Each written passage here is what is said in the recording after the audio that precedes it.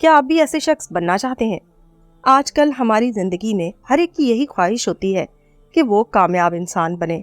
آج کی میری ویڈیو آپ کے بہت کام آنے والی ہے، کیونکہ آج کی ویڈیو میں آپ کو میں یہ بتانے والی ہوں کہ کون سا انسان ہے جو کامیاب ہو سکتا ہے۔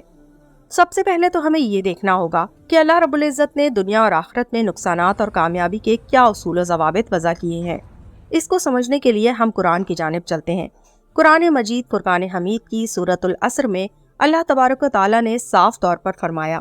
ترجمہ کنز الایمان، زمانے محبوب کی قسم، بے شک انسان نقصان میں ہے مگر جو ایمان لائے اور اچھے کام کیے اور ایک دوسرے کو حق کی تاکید اور ایک دوسرے کو صبر کی وصیت کی۔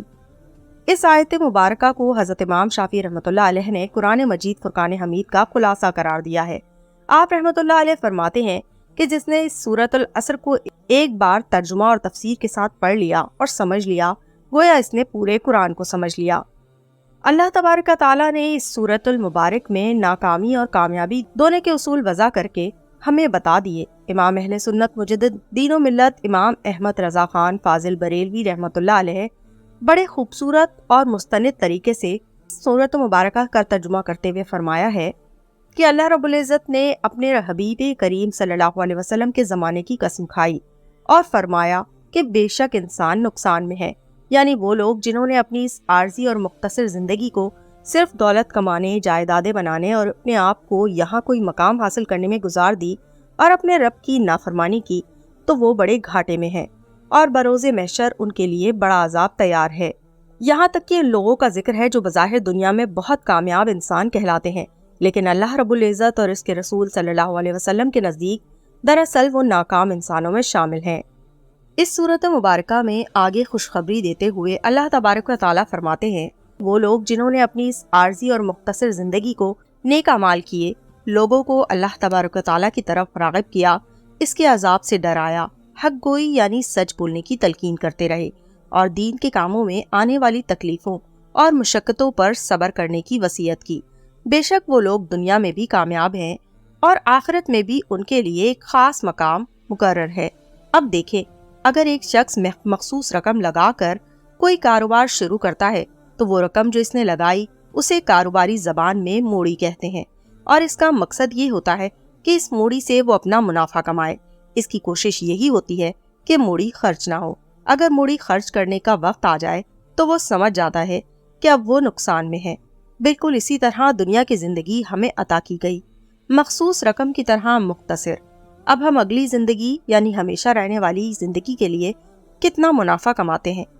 کیا ہم لوگوں کو حق کی تلقین کرتے ہیں؟ کیا ہم لوگوں تک اللہ رب العزت کا پیغام پہنچاتے ہیں؟ نیکی کی دعوت عام کرتے ہیں؟ لوگوں کو آنے والی پریشانیوں اور تکلیفوں پر صبر کی وصیت کرتے ہیں؟ بس اب یہ سب کچھ ہمارے اپنے اوپر منحصر ہے، ہم اپنی اس عارضی زندگی کو کس طرح گزارتے ہیں۔ معزز ناظرین، آپ کو پتا ہے کہ ہمارے صحابہ کرام کا کیا رد عمل تھا؟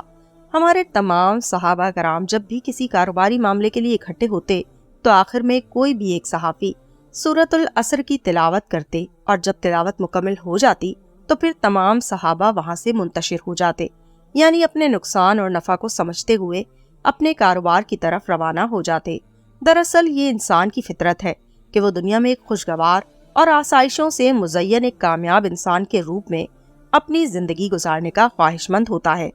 وہ جو منصوبے بناتا ہے اس میں اسے کامیابی ملے، وہ اپنے جس مقصد کے لیے جس منزل تک پہنچنا چاہتا ہے وہ مقصد بھی اسے حاصل ہو اور اس منزل تک بھی پہنچ جائے۔ پھر اگر وہ اپنا مقصد اور منزل کو پا لیتا ہے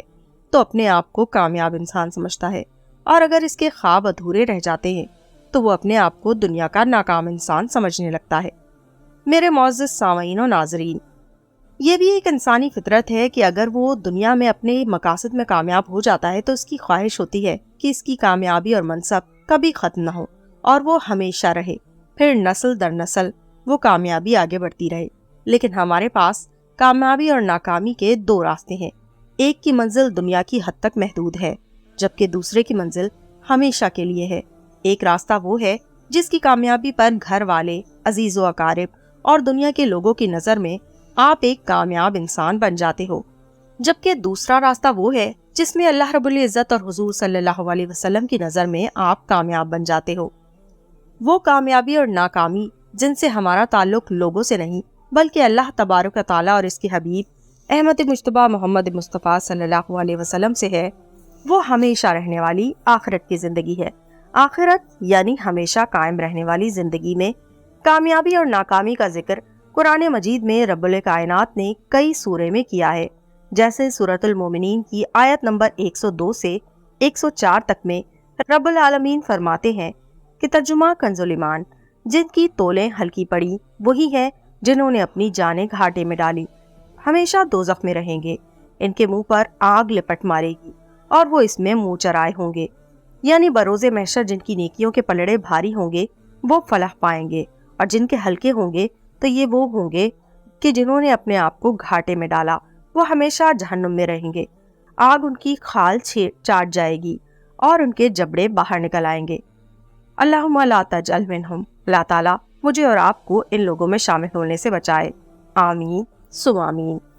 اصل میں حقیقی کامیابی یہ ہے کہ جب انسان کے نامہ اعمال تولے جائے تو نیکیوں کی وجہ سے پلڑا بھاری ہو جائے اور اسے جنت کا مستحق قرار دیا جائے تو وہ کامیاب ہے، اور جس کا پلڑا اس کے گناہوں کی وجہ سے ہلکا ہوگا تو اسے جہنم کا مستحق قرار دیا جائے گا،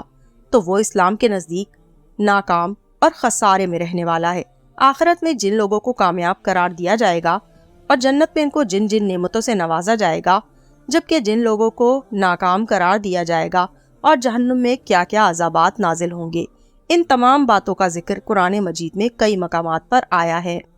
ہمیں یہ بات تسلیم کرنی ہوگی کہ دنیا کی زندگی ایک مختصر اور عارضی زندگی ہے، اور اس مختصر وقت میں ہم جو عمل کریں گے اس کا پھل ہمیں ہمیشہ رہنے والی آخرت کی زندگی میں ملے گا۔ قابل مبارکباد ہیں وہ لوگ جو دنیا کی عارضی کامیابی پر خوش ہونے کے بجائے آخرت کی کامیاب زندگی کو اپنے پیش نظر رکھیں، اس کے لیے تیاری کریں اور وہاں کامیابی حاصل کرنے کے لیے قرآن مجید میں جن اوصاف کا تذکرہ کیا گیا ہے انہیں اپنے اندر پیدا کرنے کی کوشش کریں۔ اللہ تبارک و تعالیٰ کے نزدیک کامیابی پر حضرت ڈاکٹر علامہ محمد اقبال رحمۃ اللہ علیہ فرماتے ہیں کہ خرد مندوں سے کیا پوچھوں کہ میری ابتدا کیا ہے، کہ خرد مندوں سے کیا پوچھوں کہ میری ابتدا کیا ہے، میں اس فکر میں رہتا ہوں میری انتہا کیا ہے، خودی کو کر بلند اتنا کہ ہر تقدیر سے پہلے خدا بندے سے خود پوچھے بتا تیری رضا کیا ہے۔ اللہ تبارک و تعالیٰ سے دعا ہے کہ اللہ رب العزت ہم سے دنیا میں وہ کام لے جس کا پھل ہمیں بھی جنت کی شکل میں ملے، اور بروز محشر ہم بھی رب الکائنات اور سرکار صلی اللہ علیہ وسلم کی نظر میں کامیاب ہوں، آمین ثم آمین۔ تو دوستو ہم امید کرتے ہیں ہماری آج کی ویڈیو آپ کو پسند آئی ہوگی۔ اگر آپ کو ہماری آج کی ویڈیو پسند آئی تو ہمارے چینل معلومات کو لائک کیجیے اور شیئر کیجیے، اور بیل آئیکن دبانا بالکل مت بھولیے تاکہ ہر نئی آنے والی ویڈیو کی نوٹیفیکیشن آپ کو مل سکے۔ اللہ حافظ۔